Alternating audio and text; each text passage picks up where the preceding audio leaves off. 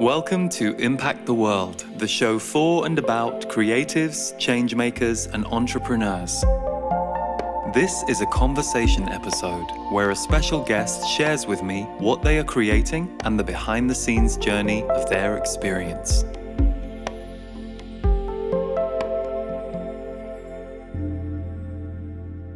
Hello, welcome to this week's episode of Impact the World. And today we are spotlighting Pamela Robbins. I first met Pamela several months ago out here in California, and she works, among other things now, as a sound healer, but her background in hospitality and a very different life, coupled with some major life changes, led her on the path of really committing to working with spirit and working with healing.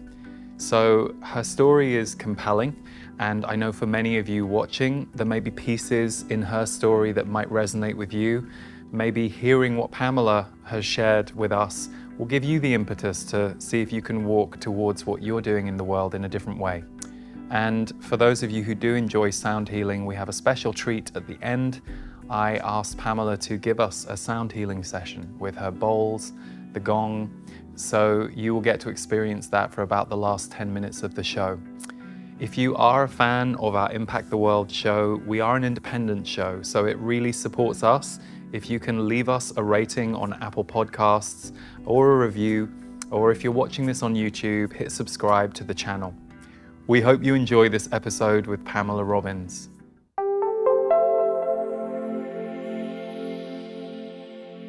Welcome, Pamela, to Impact the World. It's a treat to have you here in the chair and for us to be in studio for the first time in a long time. I'm so excited to be here with you, Lee, and to have this time with you. It's really special. Thank you for having me. Well, thank you for coming. And, you know, there are a couple of things that are synchronous about you being here today. When we first moved into this new studio a few months ago, I hired you to come and do a sound healing clearing for us in here, which was awesome.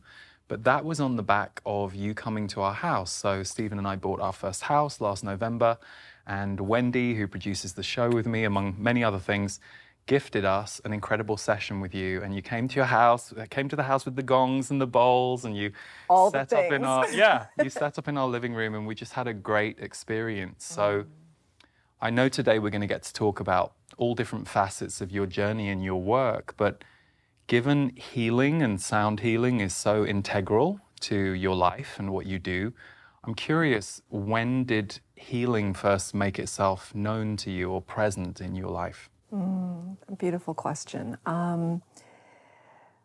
I think I was about 5 or 6 years old, and I remember specifically standing in the front window of my house and looking out to the trees and being given information about energy, that it never dies and that it always continues, but in different forms. And that was my first realization that there were other dimensions and there were other ways to get information, and that it was open to me.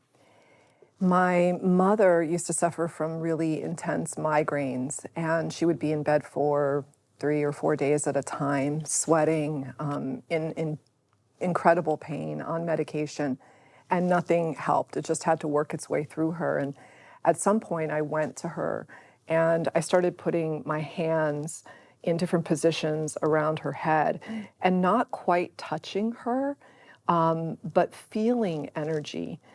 And time didn't exist. I never looked at the clock. I don't know how long I sat doing this with her, but her headaches inevitably would go away. And that made me feel really good. And she would say I had magic hands. And so that became our thing. And so it was very special to me. And I would also sit outside and sit in the hollow of this tree and listen to the animals and the breeze and the leaves. And I felt like I was part of nature that way and part of this intelligence. And so I've always felt very connected to other energy, the energy. Yeah, and did you have anyone in your life who was teaching this, introducing this, or was it just this connection that you had that you were bringing into your family and the people that you knew? No one around me that I'm aware of. You know, I also would have heavy periods of deja vu. And again, this was when I was very young. I would have a dream, and then I started counting how many days until the thing happened that I dreamt about, and it was usually 2 or 3. And so there was a pattern of that. And I never talked to anybody about it. I didn't feel like I needed any explanation. It was just, this was the way that I lived. It was very sacred to me. Even being young, I just didn't need to share it. I didn't need anyone to tell me why that was happening. I felt very comfortable with it. So did you then become a healer by trade and by profession early on, or did you go a Oh no. different... Oh no. So what did you end up doing? It was a long and winding road. Right, really. yeah. You know, and also I noticed that people would come to me and they would share their lives and their stories with me very, very openly. And I was able to, now I understand it as holding space, being a presence for that.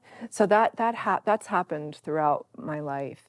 But no, I was in the advertising industry early on in New York. And then I had several product lines, velvet pillows and apparel, a line called Horse Worship. I'll talk about that a little later. And then I was also in the hospitality industry, restaurants, nightclubs, and hotels, both here in the US and also abroad in Mexico for 10 years. So at what point in your adult life did you kind of take the leap and become who I met you as, which is, here's Pamela, she's a sound healer and she meditates with animals and, you know, all the things that you do now. At what point did that transition happen?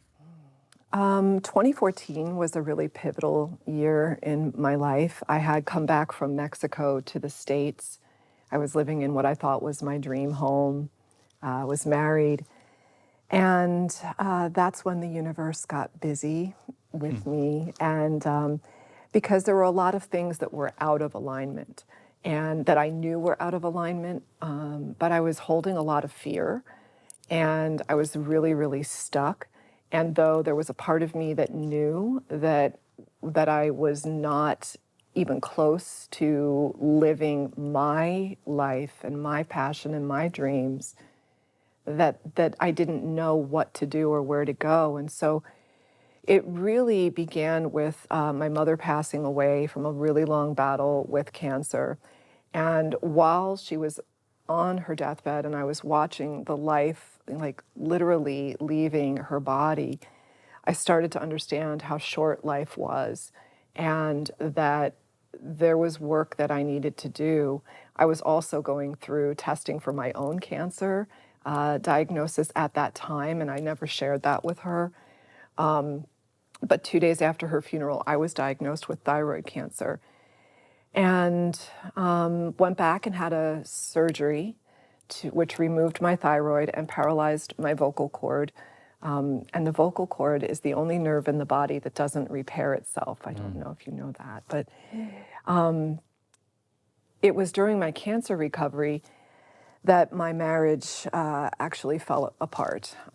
There were some choices that were made on his side that I thought, you know, that I deserved more in life than that, and that it was time for me to make some really hard decisions. And so I did. I walked away from my dream home and 3 businesses, a restaurant and 2 hotels. And I really felt like I needed to save my own life at that point and rediscover who I was. And those big events were really traumatic. However, the journey of self-rediscovery over the next 5 years, and that continues, was quite the journey in and of itself. I felt really blessed to have a chance to do that work, but it was really, really hard. And so I started working with a spiritual teacher, and I would do sessions with her, and we would do some Reiki, and at the end of one of our sessions, she used a singing bowl, and she put it right near my head, and I'd never even seen a singing bowl. And one note, 1 second, one sound, it filled my head, it stopped all of the noise, and I was able to have this sense of relief and release like I'd never experienced in my life before. And I felt like I got shot through a portal, and my life was literally changed. So the next day, like anyone would do, I went out and I bought a set of singing bowls. Yeah. And they arrived at my house, and I put them out on this table, and I didn't even know what to do with them. I just knew that they needed to be with me. And so it was over the next few months, I started taking up yoga and getting into meditation. And little by little, I developed a relationship with the singing bowls. I would start by playing one after I did some yoga, and on. And then I saw my cats really loved it because they'd come in and join me. And that was a really important piece of my healing. It helped me to sit. It helped me to be quiet. It helped me to slow down. And it really helped me to really start healing myself from a place that I didn't even know that I needed healing from. And at some point, friends started asking me to play for them. And so I, of course, said yes, and family. And then the singing bowls even took me to the Hollywood Bowl at the end of 2018, where I played in front of the LA Philharmonic for a special event that they had produced in front of over 11,000 people. Beautiful. And that's such a magical venue. Like, I love it. It's so amazing. Well, what was so cool about that was I was driving past it the week before I got the invite, and I thought, I haven't even been here yet. I need to get to this venue. Like, I wanted to go home and look at their calendar of events. Now that's manifesting. That is manifesting, never thinking that was going to happen. And then the email came, and it was a request to play, and I thought it was it was like, are you kidding me? And I answered it because why not? And sure enough, it was all real, and it happened. Yeah. What I love about you sharing with us the part of your journey that you just have is, as a child, you were clearly very activated. You were clearly connected and in touch. I know so many healers, and this was the same in my story, and I think all of us as adults, as we grow, we tend to close down that connection to whether it's spirit, imagination, play, joy, curiosity, all of the things that are natural to us as kids. There's like this very difficult journey, this snaking journey that usually has to happen to get someone to stand in what they're here to do. And your story, you shared with us 2014 was kind of the big, tough awakening phase that moved you from one way of living into the life you're in now. But I also know, because you've told me a little bit about what happened to you in 2018 here with the Woolsey Fire, you've gone through multiple, in the last 5-6 years, you've gone through multiple kind of initiations around will you stand here and be sovereign in what you're standing in despite what happens to you. So maybe if you don't mind sharing a little bit about the fire and what happened there. Yeah, so 2014 into, a few years have passed now, and I am deeply rooted into yoga and meditation. And then I get a download because I asked the universe, what am I supposed to do? Now that I'm discovering myself and my true vibration, and I'm feeling more aligned with my soul, what is it that I'm supposed to be doing? And what came back was that I was supposed to get a Tipi. And because I got downloads, I've had downloads most of my life, and I follow them without even questioning. I followed that without questioning. Just like I bought the singing bowls in that second, I ordered a Tipi. And so when the Tipi arrived, I was like, now what am I supposed to do? And it was share this space. This is the healing space that you did not have. This is the safe and sacred space that you've never had. And so it's for you to continue your healing, but you can also share this space with others. And so I started inviting people to come and do sound healing sessions with me. Then I would invite other teachers, friends who taught meditation, and it became this growing community. And at the end of 2018, the Woolsey Fires came through. So this teepee was out on a ranch at the very end of what you know, Chesbrough State Park, a very, very large wildlife area. And the fires came through and did a lot of damage to the ranch, and the teepee was part of that. My house, which was across the street, was also taken out. So that night, you know, after all the rebuilding that I thought I had done, everything was gone. And I left with my car, my cats, and my sound healing equipment. And so I felt obviously very fortunate to have had those things. And I also saw it very clearly that that was my directive, was that I was to continue to go out and share these gifts. And as part of my healing, and also to really to be a being of resilience in the world. And I have to say that, you know, the things, I don't look at them as things that have happened to me. I think everything that's happened has happened for me, because I wouldn't be doing any of this, had every single one of those things not happened the way that it happened, including the fire. And the fire was so pivotal for me, because I feel like, in a way, I had a role in calling that into my life. It was my biggest fear to lose everything.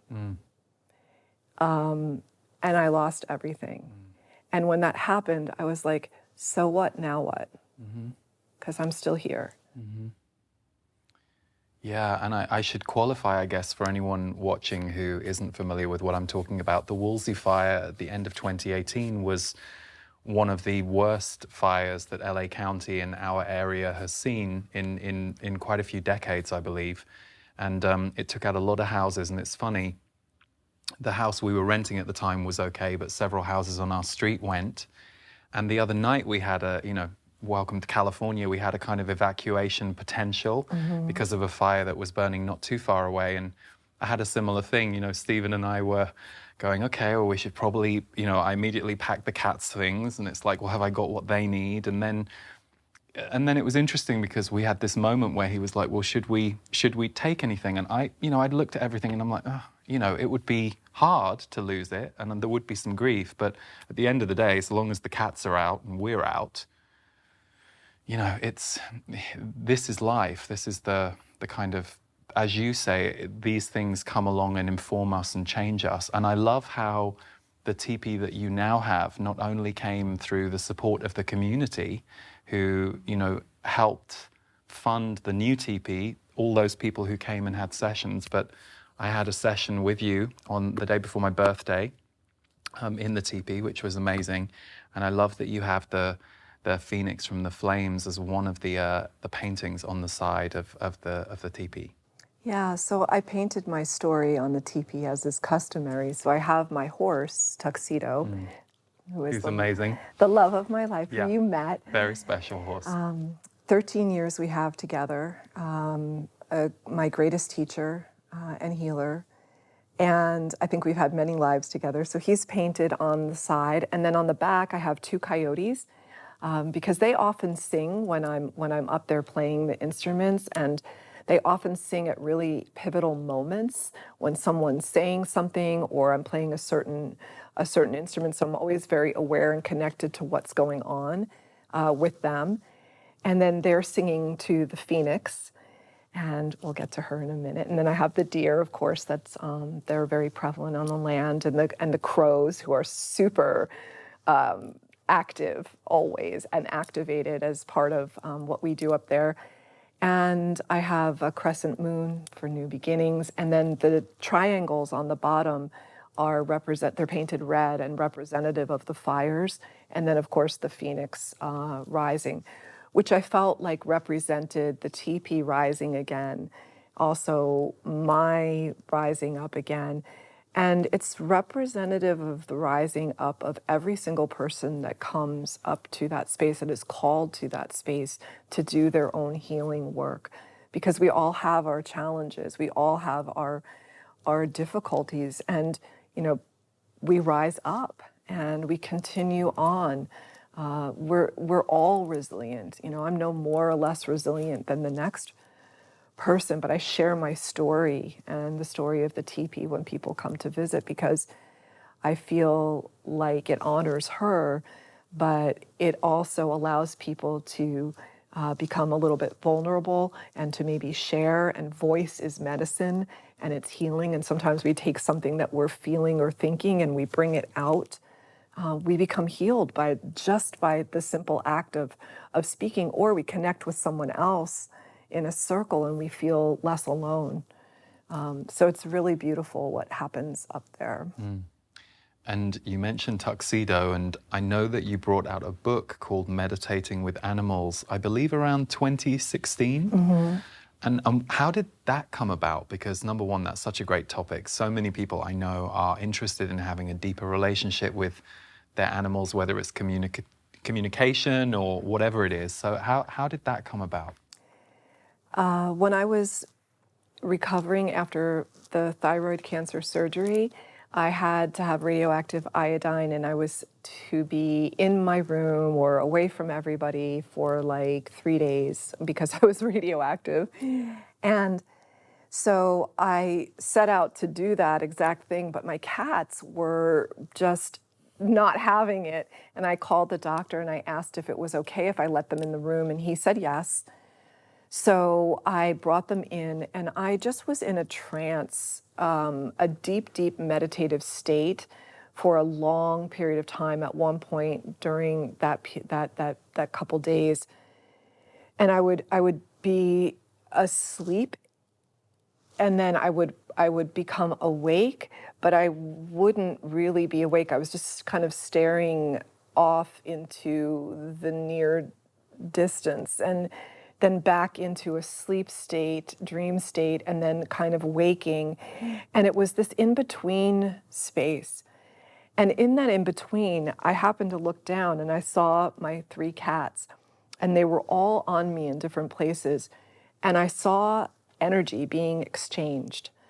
And I was literally like, wow, they are working and they are healing me. And when I'm stronger and healed from this, I want to be able to return this energy to them so that they don't become depleted or sick, because this is their gift to me. And so a little while later, maybe 2-3 months, I had a channeling, because I never intended on writing a book. I'm not a linear thinker. And so anytime I ever even thought about writing a book, it didn't go anywhere. The act of trying to write that way just doesn't go with the way that my brain functions. However, I found myself for 3 days and 3 nights just writing and writing and writing and writing and writing.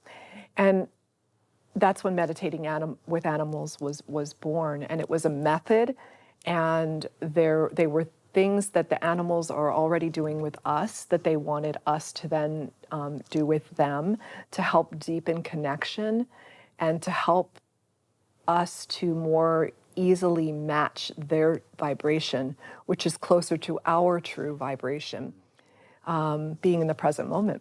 Yeah, and very sensory compared to our world where we're often asked to shut our senses down. Yeah. Yeah. And so I take this pile of animal gibberish that I've now typed out, and I found an editor, and she completely understood what it was and what I was trying to convey. And with her help, we developed the book. Beautiful, beautiful. And it has little meditations that are easy and super fun, and just can allow us to find these moments of deeper connection and drop into that space with them. And I was looking at the reviews for the book just this morning, and there's so much love for it. So we'll make sure we put a link to the book and everything, like your website, obviously, in the show notes. But Just kind of jumping back for a second to the bowls, what do you notice happens for people when they have their first powerful experience? You know, because I know that I believe that we're seeing more and more sound healing entering our world, which is great. And I'm curious, what are some of the things that you've noticed happen for people who perhaps haven't experienced a sound healing before and it's new to them? What's happening for them, or what are they reporting? So I get a lot of new people. I get a lot of people that, especially because of the space that I work in, so I'm out in nature, and a lot of people are drawn to that. So I get a lot of women who bring their husbands or boyfriends, and so yeah, lots of new people. And I feel like what happens, or at least what I see, is that they're awakened to themselves or to aspects of themselves. And sound healing is powerful but gentle. And I find that through that awakening, they open to receive themselves in a way that they are not used to receiving themselves, because we're so busy.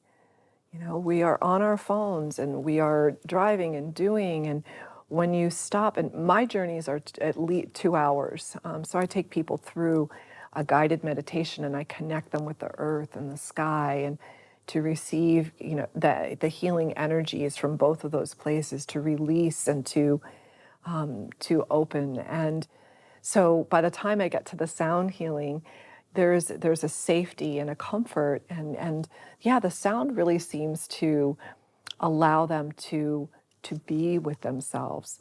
So it can be emotional. It may take them some time to understand what happened. And so I ask them to just give themselves give it a few days, see what comes in for you. Be compassionate, be gentle, be curious.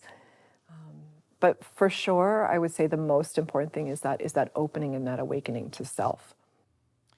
It's beautiful because, you know, music or sound is a universal language, and it's a language of feeling. So even someone who perhaps is very anti spiritual beliefs or metaphysical ideas, or the idea that there is an energy force in the world, you can't deny what happens when you listen to a certain song or piece of music and how it makes your body feel and respond. You know, look at, you know, little kids who hear like a beat and they like start to dance. It's natural. Our body wants to move with it. So I always think it's an amazing force because it bypasses language, it bypasses belief. Like anything that we feel, it's a true experience that we're having, rather than a concept that we're trying to get to see if we can unlock a feeling. I think that's the beauty of the sound. It's just this sound wave that carries straight in and through your body. And I think what you said is true. It is powerful but gentle. So it's very palatable for people, and almost hard to grasp in a way. So I'm delighted that in a few moments you're going to give us a sound healing session to kind of close our conversation today, but also to give those listening or watching an experience they can have where they can just go off and experience themselves in that way. Yeah, and I'd like to also add to that the place from which I play is from my mission, if I have a mission, is that I would like to help people to feel safe in their bodies. And so, because that's been my work. And so I play from a very gentle and nurturing and deep and quiet place. And I hope that is what people experience when they're with me. And I think I've probably experienced your work now 4 times and have brought a few friends and team members along for it too. And that's absolutely true. That's definitely the level you come at, which for me is great. You know, I'd run the other way when I see the people who are like, that's not really for me. And I'm sure for a lot of our listeners and viewers, it's similar, because I do think the way of the sensitive or the empath or the person who is awake in our world right now in 2021, we still don't have a very long grounded history in this stuff. If you go back through the last few decades, most of us, when we were younger, we weren't really taught about this. There wasn't space held for these concepts and these experiences. So I think it's really important that feeling safe in our body is allowed, because it's what grounds who we are intuitively and as feeling beings. Yeah, thank you for expressing that so No, beautifully. well, it's up here in the ethers, right? We're just, like anything, we're just translating things all the time. So I'm curious, before we go to your sound healing,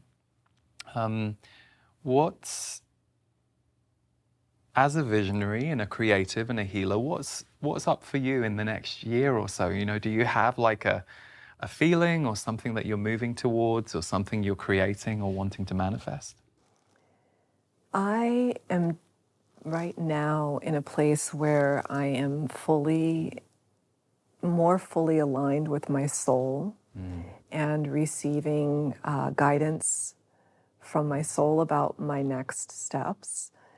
And I've never felt this calm or peaceful or fully aligned. And so the universe told me to stay out of the way. That's great. In every aspect of my life. And I feel like that's a really good message for me.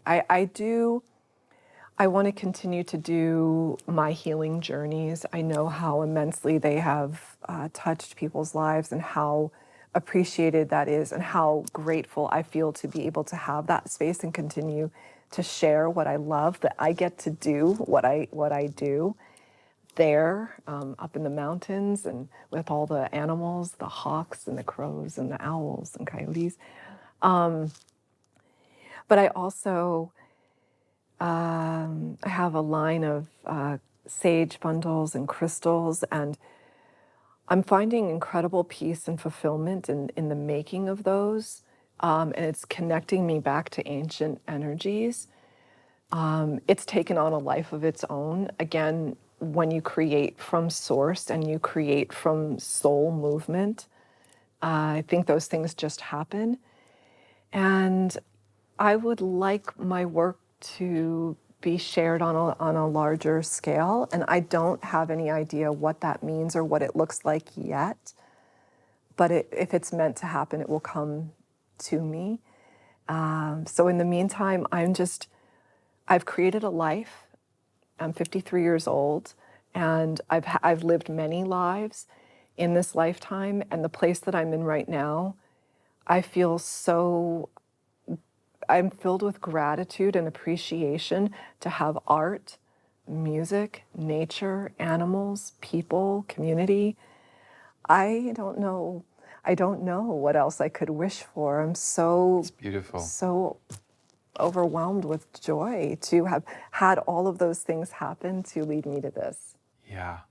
And the piece that you share, that I think is a universal story or message, or aspiration, maybe, if someone's listening and they don't feel like they're quite where you've arrived at, is that going through many lives, like having to have many lives in one life, and shed and lose things and transform and kind of rebirth as you go. But having one of your beautiful sage bundles in our house, I was pleased when I visited you to see all of your boxes with like shipping labels on for all different places, that you were sending these things out, because I think for me personally, especially as our world has gone very digital, there is something wonderful about touchstones, physical things that are imbued with energy and intention. So I really love that that's another aspect of what you're doing as well. Yeah. Thank you.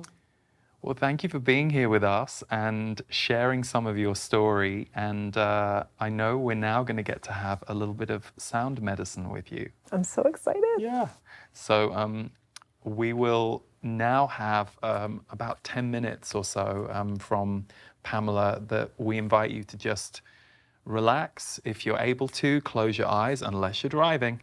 But, close your eyes, relax, and just take in this experience that Pamela will guide us through. I'm going to take you through a little sound healing experience. And so I would suggest or offer to close your eyes And take a nice deep inhale through your nose. And a big exhale out of your mouth.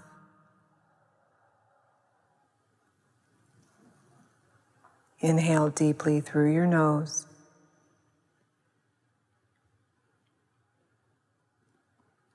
And exhale out of your mouth.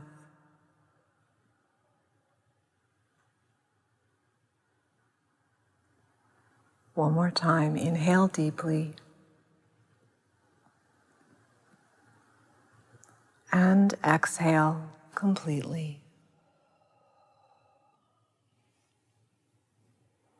Just relaxing your feet, your legs,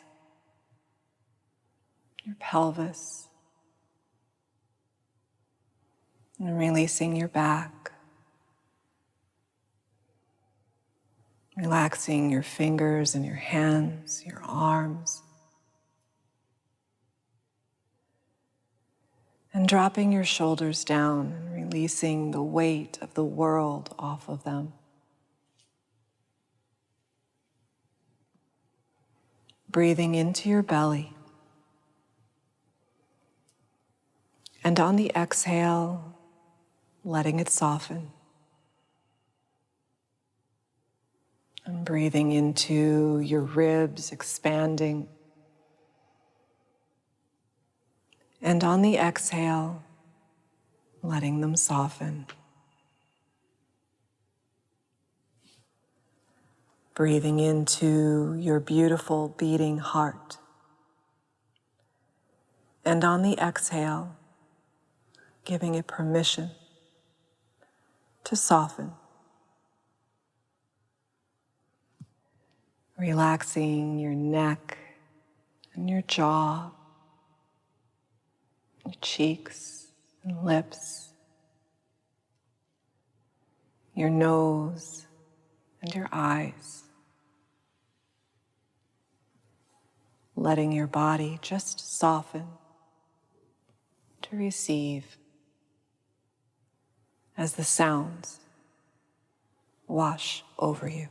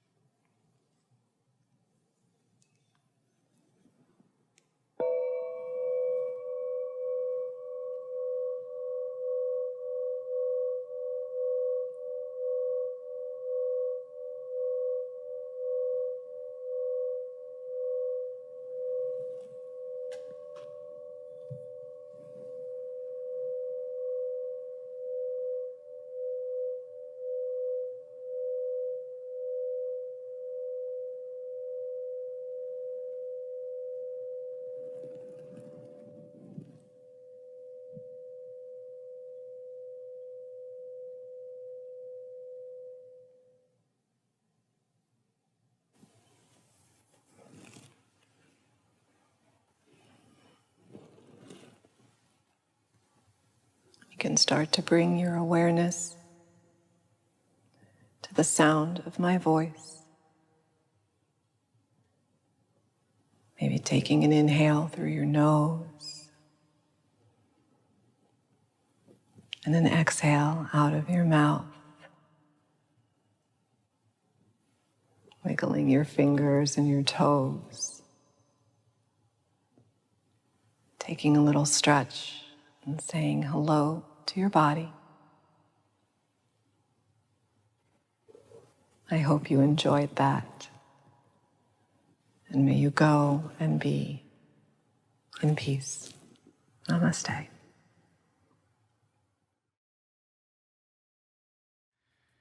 So thank you so much for joining us, and thank you to Pamela Robbins for the beautiful sharing and then also the incredible sound ceremony that she just gave to us. I hope you enjoyed it, and to learn more about Pamela and find more of her work, you can go to her website, which is PamelaRobins.com, PamelaRobins.com, and her book, Meditating with Animals, and all other links to Pamela's work, we will share in the show notes. Thanks for tuning in, and we will see you next time on Impact the World.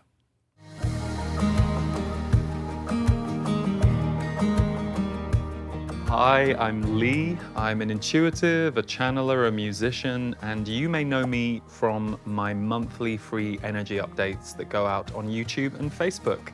You may know me from the Impact the World podcast, but I wanted to introduce you to my members community, The Portal. We've been a community now for 8 years, and my mission and the mission of my team every single month is to bring you wellness content, metaphysical content, anything that's going to support your life as a sensitive, as a healer, as someone who is newly awakening, but also to ground it in reality. So every month we bring you various tools to help you survive, thrive, and expand your life.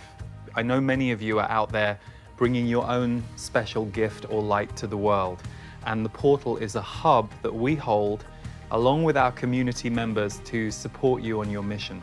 Every month I do a live energy tune-up broadcast. It's 90 minutes long. It allows me to go deeper on some of the energies that month and how they are affecting our specific Portal community. I also take Q&A. I answer questions from my intuitive standpoint, and I also answer questions from my guides, the Z's, who I channel. These live tune-ups are always available within 24 hours, so if you can't make it live, you will always have the replay to go back and watch again, or to use the timestamps to visit a specific question that you heard that you wanted to replay the answer for. Every month, we will bring you a brand new audio recording. I often keep our community at the top of my mind when I'm creating a new channeled MP3 or a new energy alchemy meditation. And these are always scored and supported by the music of sound healer Davor Bozik. I also do several private behind-the-scenes video diaries. Sometimes these are what we're creating and what's going on here at the studio, but other times it might just be me at home talking about things that I'm noticing, really designed to give you and I an intimate conversation that I wouldn't otherwise put out there into the wider world. Stephen Washington brings you a special body energy update every single month. So Stephen is my husband, and he is also an amazing Qigong and wellness teacher. So I asked him several years ago to start creating some body medicine for us.